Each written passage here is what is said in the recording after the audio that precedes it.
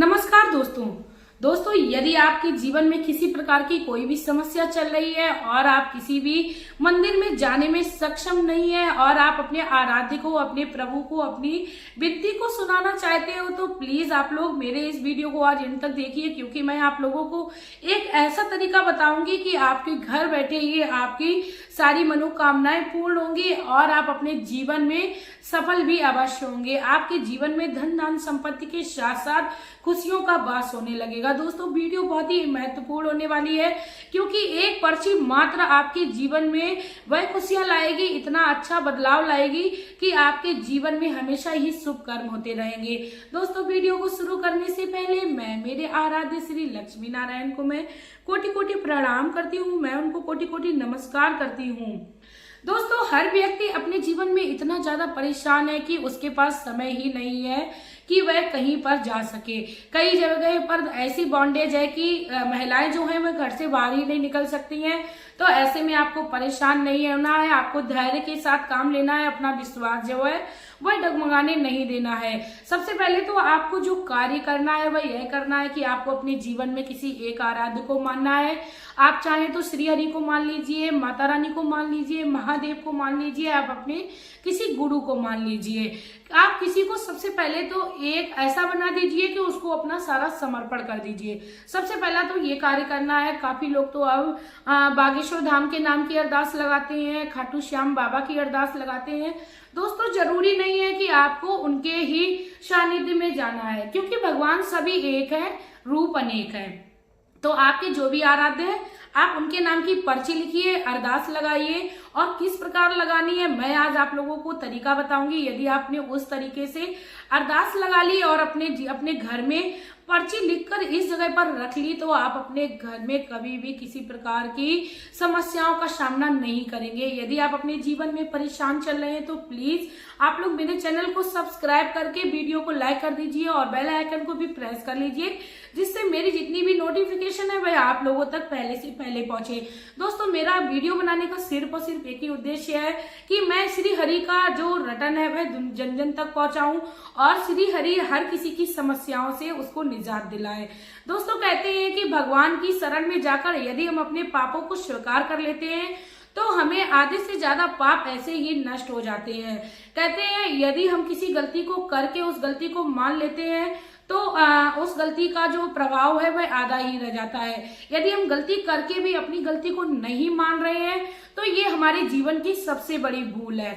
काफी लोग ऐसा कहते हैं कि हम अपने जीवन में कभी गलत कार्य को नहीं करते हैं। दोस्तों मैं आप लोगों को बता दूं, हर व्यक्ति दिन में एक नहीं, दो नहीं, चार नहीं, 10 नहीं, हजारों गलतियां करते हैं और हर किसी को मानना चाहिए कि मैं दिन भर में हजारों गलतियां कर रहा हूँ। सबसे पहली तो बात यह है, यदि आप अपने भगवान को अपनी ओर आकर्षित करना चाहते हो तो आप दिन में अपने भगवान से ये कहिए कि मैं पापन हूँ और मैं कई सारे अपराध जानकर भी करता हूँ और अनजान में भी करता हूँ।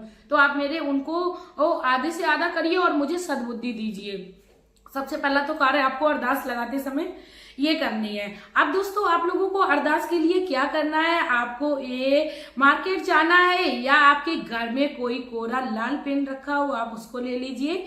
आप एक नारियल ले लीजिए, सूखा नारियल, क्योंकि आप हरा नारियल लेंगे अरदास आप लगाएंगे तो हरा नारियल जो है उसको खराब होने की भी संभावना होती है। तो आप उसको सूखा नारियल ले लीजिए और आप लाल पेन ले लीजिए जो आपने कहीं भी इस्तेमाल ना किया हो, यहाँ तक कि आपने चेक भी करके ना देखा हो कि ये लाल पेन चल रहा है या नहीं चल रहा है।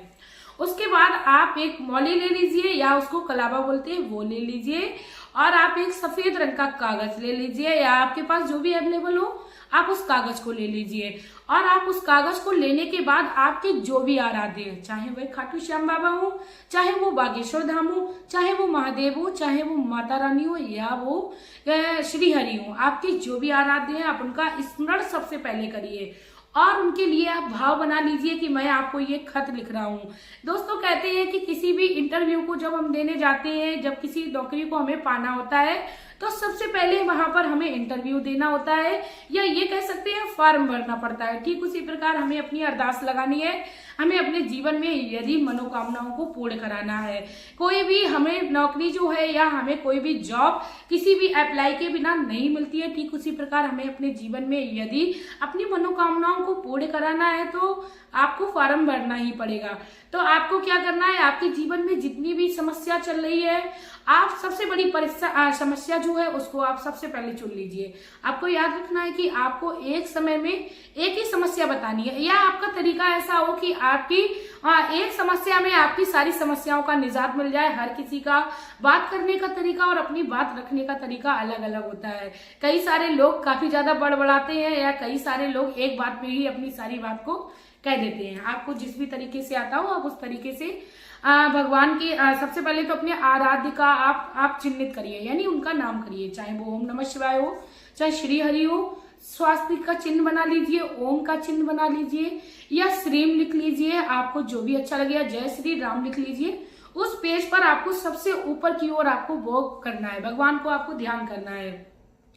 उसके बाद आपकी जो भी समस्या है वह आपको लिखनी है। आपको याद रखना है कि आपको अपनी समस्या लिखते समय नहीं शब्द का इस्तेमाल नहीं करना है। जैसे कोई व्यक्ति ये लिख रहा है, भगवान मेरे घर में धन संपदा नहीं है, तो आपको ये नहीं लिखना है। आपको सेंटेंस को, जो सेंटेंस होता है उसको थोड़ा घुमा फिरा के लिखना है। आपको क्या लिखना है, भगवान आप हमारे घर में धन संपदा को भर दो, ऐसा करना है। आपको अपनी बात वही है, बस आपको उसको घुमा के करना है, आपको नहीं शब्द का प्रयोग नहीं करना है। उसके बाद आप अपनी अरदास जो है वो लिख लीजिए और पेज को आप फोल्ड कर लीजिए।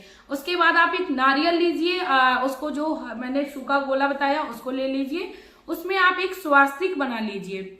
आप सिंदूर से उसमें स्वास्तिक बनाइए और उसके साथ उसमें उस पर्ची को आप चिपका दीजिए और आप मौली के साथ उसको बांध दीजिए अच्छे से। आपने जिस पेन का इस्तेमाल किया था आप उस पेन को भी उसी में आप बांध दीजिए। आप उस पेन को भी भगवान को समर्पण कर दीजिए, क्योंकि आपने उस पेन का इस्तेमाल किया था। भगवान ना करे आपको किसी प्रकार की दोबारा से समस्या हो और आपको किसी प्रकार की समस्या का सामना करना पड़े, तो आप उस पेन को जिस प्रकार जज अपना फैसला सुनाने के बाद उस पेन की निब को तोड़ देता है, क्योंकि जज भी ऐसी कामना करता है कि किसी को दोबारा से फांसी की या किसी भी सजा की समस्या ना हो, इसीलिए भगवान वो जो जज होता है वह पेन की निब को तोड़ देता है।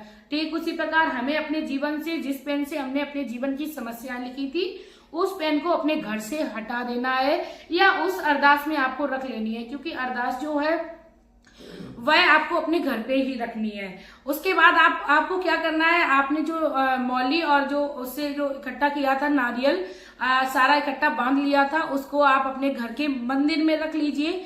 अपने आराध्य का ध्यान करिए और कहते हैं यदि हम लोग किसी संकल्प के साथ किसी मनोकामना को पूर्ण कराने के भगवान से कहते हैं तो उस वह मनोकामना जल्द पूरी होती है। जरूरी नहीं है आपको किसी दूर मंदिर में जाना है, किसी तीर्थ स्थान पर जाना है।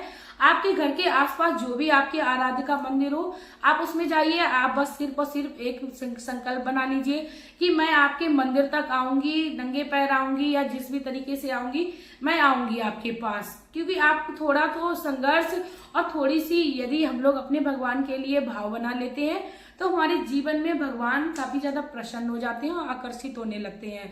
और आप उनको भेंट अवश्य निकाल के रखिए, चाहे आप 1 रुपए की निकाल के रखिए, जिसकी जैसी सामर्थ्य हो उस तरीके से आप अपने भगवान के नाम की भेंट अवश्य निकाल के रखिए। और आप उस अरदास को भगवान के सामने बोल भी दीजिए बैठकर अपने घर के ही मंदिर में। इतना कर लेने से आपके घर में यदि कोई समस्या चल रही है तो आपको बहुत ही जल्द निजात मिल सकती है। हो सकता है आपकी ये जो समस्या है वह मात्र 21 दिनों में या ये कह सकते हैं 1-2 महीने में ही आपको निजात मिल जाए। क्योंकि दोस्तों जब समस्याएं आती हैं और कोई बड़ी मनोकामना होती है या कोई बड़ा टारगेट होता है तो उसको पूर्ण करने में थोड़ा सा समय लगता है। हर व्यक्ति को धैर्य से काम लेना चाहिए। कई सारे लोग कहते हैं कि अरदास लिखी 1 दिन में कार्य पूरा होगा। कैसे होगा दोस्तों, आपको धैर्य रखना है और अपने जीवन में धैर्य के साथ काम लेते हुए प्रभु से विनती करनी है। दोस्तों यदि आप लोगों को मेरे द्वारा बताई हुई अरदास की जो जानकारी है वह अच्छी लगी हो तो प्लीज आप लोग ज्यादा से ज्यादा मेरे इस वीडियो को शेयर करके आप मुझे प्रेम देते रहिए और मेरे चैनल पर विजिट करते रहिए। आपका प्यार और कीमती समय देने के लिए धन्यवाद।